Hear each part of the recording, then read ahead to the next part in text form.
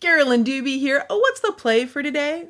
Today's fun is inspired by summertime and the thing that always comes with it, which is a really hot season. Lots of humidity, lots of sunshine, which can be fun, but it also means you can dehydrate. And yeah, that's important for gel printing. I mean, being healthy always is important for everything. But if you drink a bunch of water over the summer, hang on to those caps because they can make a great tool for playing on your gel press plate. I'm going to take these water bottle lids and I'm going to arrange them here in a pattern. Notice I'm flipping every other one over, so some will have open circles and some will have closed circles. I happen to be using water bottle lids. You can use any kind of caps or lids that you've got. The one thing to watch out for when you're doing this is that they're all the same height. That way you can get an even impression of whatever pattern you create. And that's going to become important in a little bit, but we'll come back to that. Once you've got them where you want them, then it's time to glue them down. Now I'm going to be using hot glue here, and in case you weren't sure, it's hot. That's why it's in the name of it. That apparently was something I was not clear on, so as I was putting some on here, I did feel a little warmth, but never fear, there was no harm done. Because I love making different gel printing tools like this, I save lids all the time. And if there's anything that you frequently use that you have a lid from, start saving those because when you have a nice pile of them, you can play around and make all sorts of different patterns. The trickiest thing about doing this is getting lids that are all the same height. And I've already mentioned that once here. I'm going to say it again because I'm the one that needed to hear this. I'd even tested this before I started gluing down to make sure they were all the same height. But as I'm rubbing my hands over it now, I can tell that there is one that is definitely different from the others, maybe even another. So what do I do if that happens? Well, it's just cardboard, it's just a little hot glue, and the hot glue's not even fully set yet. So if you happen to put one on there that's maybe not the lid you thought you were using, just pull it up and glue another one in its place. Oh, and in case you're wondering what kind of cardboard I'm using here, it's whatever something came in the mail in. Amazon box, any kind of shipping box, whatever kind of cardboard you've got around, you can do this with. Now once I've got these on here, since it's hot glue, it's going to hold them in place really quickly. I'm going to pull off any of the spider webs or those strings that hot glue always seems to have with it. And then I'm going to trim up the cardboard to match the size of the lids. And that's the nice thing about cardboard. It's so easy to trim up. You don't have to worry about measuring or figuring out the exact size of it before you actually start gluing. You can just trim it after the fact. I have a tendency to have fumbly fingers when I'm doing things, so I like things that have an easy to grab handle. And I'm going to give this stamp one of those. And I'm going to use the ever fancy leftover cardboard that I just trimmed off the end. And I'm going to just stack it right on here until it's tall enough that it's a stack that I can easily grab. And presto, it now has a handle that makes it even easier to play with. And now that we've got our homemade pattern making tool here, let's get it onto a gel press plate and start making some prints. I'm going to start by getting a layer of paint on here. I'm using Amsterdam paint. I really love how that stuff feels and how well it covers on top of that gel press plate. Oh, and by the way, this is the 8x10 plate. Now, once I've got color everywhere that I want, then I'm going to bring in that fancy tool. Well, I got to move the hair out of the way first, but once that's out of the way, then I'm ready to grab that tool that we just made. When I push it down, I want you to notice I'm giving it a little bit of a wiggle. And just that little bit of a wiggle gives it more grab as it's pulling up the paint there. So you get a little more pattern with it that way. Now with this pattern, it is not going to be exact and perfect. There's going to be some variation within it. And I really like it when that happens. And it's also not something that I actually intend to have happen or to work very hard at. It happens very naturally. And it might for you too. So when I lift this paper up, you'll notice that some areas have really crisp circles and other areas not as much. So why did that happen? Why are some of those circles so wonderful and just perfect and other ones are a lot more faded out, can't see them as clearly? That actually all comes down to how much pressure I was using on the thing. On some of them I used a little more pressure, on some of them a little less. And that creates that natural variation within that.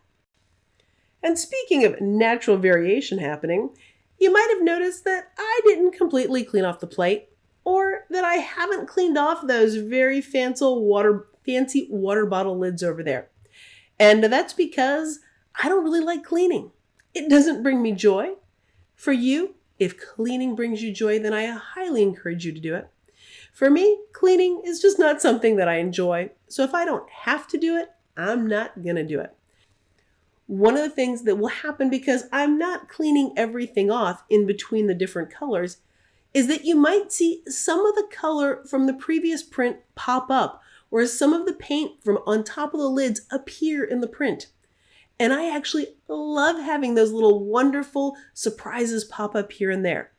Of course, if that's something that you don't want, then definitely get everything super clean. And in the print that I'm going to take here, the surprises of the color, when some of that teal is showing up in the pink, that is all because everything was not super cleaned when I went from one color to the next. And on this print, I'll bet you can tell where I didn't use quite as much pressure, say around the middle compared to the bottom and the very, very top. For this next print, I'm going to do something a little different than what I've done on the last two. And it's not something to do with the paint, because I'm going to put the paint on there just the same way I did on the last ones. And I'm going to get a nice, even, smooth covering of paint on there. But it's what I'm going to do with that stamping tool, with those circles. There's something different this time. Up until now, when I've been putting this on here, I've been basically staying on the grid with it, lining it up so I neatly get one circle in one spot here on the print. But what if I didn't line things up neatly? What if instead of having this wonderful, perfectly lined up kind of pattern, instead I just went on top of it here and there and everywhere, repeating it over and over again, getting circle upon circle upon circle. Now you might be wondering why I'm doing so many layers of circles here. And it's not a really logical reason. It's more that it's just fun. I'm having a good time doing it, so I just kept putting more and more on there. Now each one of those that I've done will show up in the final print. So instead of having this neat, orderly print like the last two, we're going to have a slightly different look on this one. I'm curious which one you like more. The circles overlapping and all of it busy and moving around like on the purple, or more like the other two where it was straight and on the grid. Let me know in the comments which one you prefer. Now I could take a ghost pull right now and see how much of that purple I can pull up, or I could add another color on top of it. I'm going to put a thin layer of paint on this one, completely covering it over with the pink, and then when I take this pull, we'll see how much of that purple comes up with it. And that is one of the reasons why I still love playing with my gel press plate, even after all of these years. There's always a little bit of mystery to this. I mean, sure, I know there's going to be pink and some purple, but I don't know exactly how much of that purple is going to come up. I can't tell you exactly what that print is going to look like, but it is always exciting to lift that up and see what's there.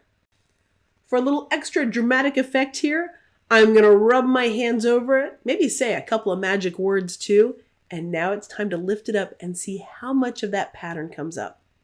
Not everything came up, but a whole lot of it sure did. And I really love that page. Even got a little bit of that teal showing up in there, that popping in there. Love those little surprises that happen.